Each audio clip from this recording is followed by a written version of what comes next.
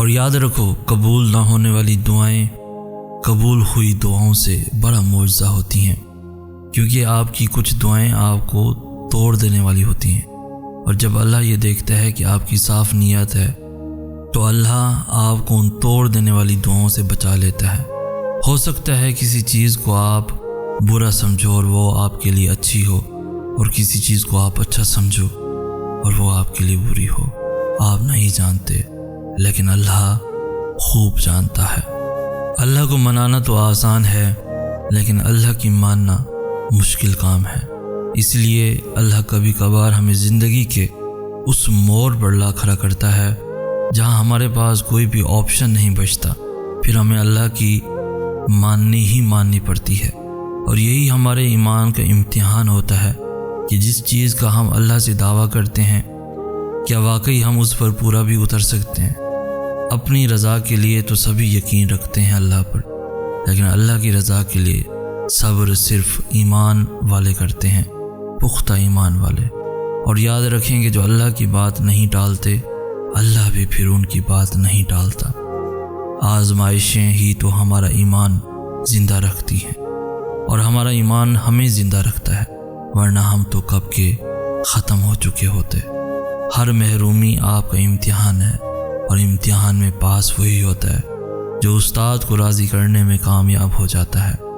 تو آپ بھی راضی کر لیں اپنے نگران کو، اپنے اللہ کو۔ اور آپ کیا گمان کرتے ہیں کہ یہ کہنے سے چھوڑ دیے جائیں گے کہ میں ایمان لایا اور پھر آزمائے نہ جائیں گے؟ کبھی کبھی انسان کا دل کسی چیز کے لیے بہت تڑپتا ہے، اتنا کہ اس کے لیے صبر کرنا بھی مشکل ہو جاتا ہے۔ انسان ہر روز اس چیز کو حاصل کرنے کے لیے ہر اس لمحے دعا کرنے کی کوشش کرتا ہے جو لمحے دعا کے لیے افضل ہے، اور اس کی آنکھیں اپنی مانگی گئی دعا کی قبول ہونے کے انتظار میں ہر روز ادھر ادھر تکتی رہتی ہیں، اور یہ تو بھول ہی جاتی ہیں کہ اللہ نے ہر چیز کو عطا کرنے کا ایک مخصوص اور بہترین وقت مقرر کر رکھا ہے۔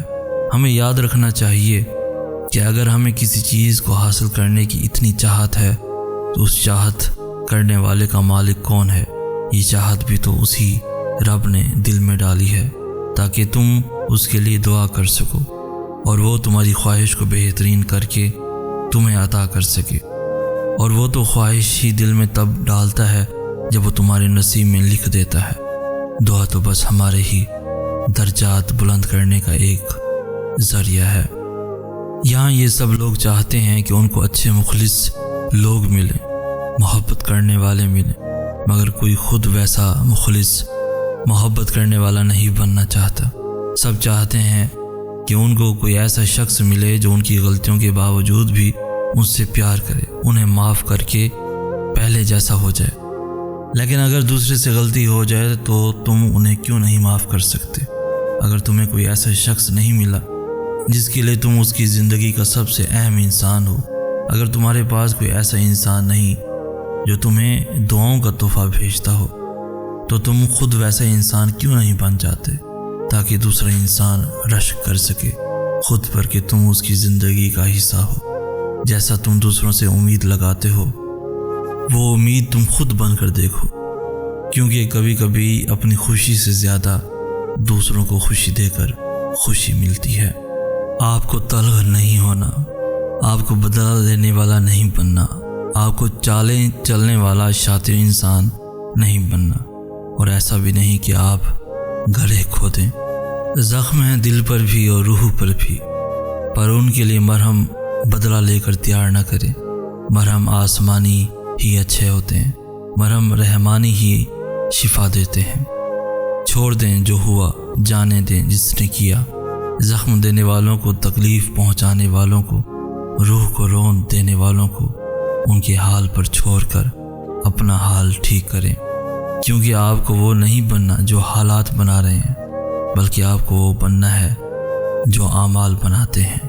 رب کا بندہ مومن انسان۔ جب کسی سے آپ کا کچھ ٹوٹ جاتا ہے تو اس کو آپ کس سے ٹھیک کرواتے ہو؟ جو توڑتا ہے یا جس نے اس کو بنایا؟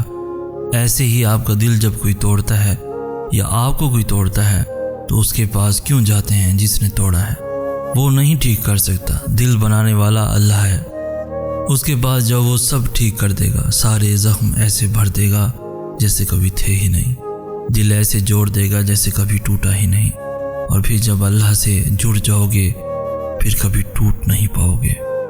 اللہ پر یقین کرنے کے لیے کسی وجہ کی ضرورت نہیں ہونی چاہیے۔ جب دماغ کی رگیں 100 طرح کی الجھنوں میں ہوں اور اسباب کی جگہ سوال یا نشان آ جائے، اس وقت اس بات پر یقین رکھنا کہ اگر وہ چاہے تو آگ جلا نہیں سکتی، سمندر ڈبو نہیں سکتا، مچھلی نگل لیتی ہے مگر ہضم نہیں کر سکتی، چاند 2 ٹکڑوں میں تقسیم ہو جاتا ہے، الیقین کہلاتا ہے۔ جب اللہ چاہے گا سب بدل جائے گا، جو اب تک نہیں ہو سکا ایسا نہیں ہے کہ اب وہ کبھی نہیں ہو پائے گا، جو اب تک مل نہیں سکا ایسا نہیں ہے کہ اب وہ کبھی مل نہیں سکے گا۔ جس منزل کا انتخاب عرش والے نے کر رکھا ہو اس تک پہنچنے سے تمہیں دنیا کا کوئی راستہ روک نہیں سکتا۔ ضروری نہیں ہے کہ جو مانگا جائے وہ اسی وقت مل جائے، اور یہ بھی ضروری نہیں ہے کہ جو نصیب میں نہیں لکھا وہ پھر کبھی نصیب کا حصہ نہ لکھا جائے۔ بس یہ ساری وقت کی ترتیب ہے، سب کچھ اللہ کی منصوبہ سازی ہے، تمہارے سوچے ہوئے وقت کے مطابق نہ صحیح مگر جو بھی ہوگا تمہاری رضا کے مطابق ہی ہوگا۔ اگر سب کچھ فوراً ملنے لگے اور ہو بہو ویسا ہی ملنے لگے جیسا تم چاہتے ہو، تو تمہیں کیسے پتہ چلے گا کہ جو چیز اللہ سے مانگ کر اور اللہ کو منا کر ملے اس چیز کا مزہ بن مانگے مل جانے جیسا نہیں ہوتا۔ اگر نیند آنکھوں میں اترنے لگے تو تم کیسے رات کے اندھیروں میں وہ سرگوشیاں سن سکو گے جو اللہ اور تمہارے درمیان ہوتی ہیں۔ تمہاری دعائیں سن لی گئی ہیں مگر یہ وقت آزمائش ہے، انتظار کتنا کرتے ہو؟ تمہارا سکون بس یہ بات کو خود کو سمجھا لینے میں ہے کہ جو بھی ہوا اللہ کی رضا سے ہوا، اور جو بھی ہوگا اللہ کی رضا سے ہی ہوگا۔ تو اگر دل کو حقیقت پر منانا مشکل ہو گیا ہے تو اس کو منا لو جو حقیقت کو بدل سکتا ہے، اور اس کو منانے کی ایک ہی تدبیر ہے، دعا، صبر، یقین اور انتظار۔ ہر چیز کو کسی نہ کسی مقصد کے تحت تم سے وابستہ یا پھر دور کیا جاتا ہے، اور وہ مقصد تم کبھی نہیں جان سکتے۔ بس تمہیں اتنا یقین رکھنا ہے کہ وہ مقصد خدا ہے، اور جو وہ جانتا ہے وہ تم کبھی نہیں جان سکتے۔ بس مطمئن رہو کہ جس کے ہاتھ میں تمہارا نصیب ہے وہ معجزوں کا بادشاہ ہے، اور اس سے بہترین کوئی مصنف نہیں۔ وہ کہانی کا ہر رخ جب چاہے جہاں چاہے موڑ سکتا ہے، وہ نصیب کا ہر لفظ بدل سکتا ہے، اور زندگی کا ہر پہلو تمہاری چاہت کے مطابق بنا سکتا ہے۔ تم اس کی مان لو، وہ تمہاری مان جائے گا۔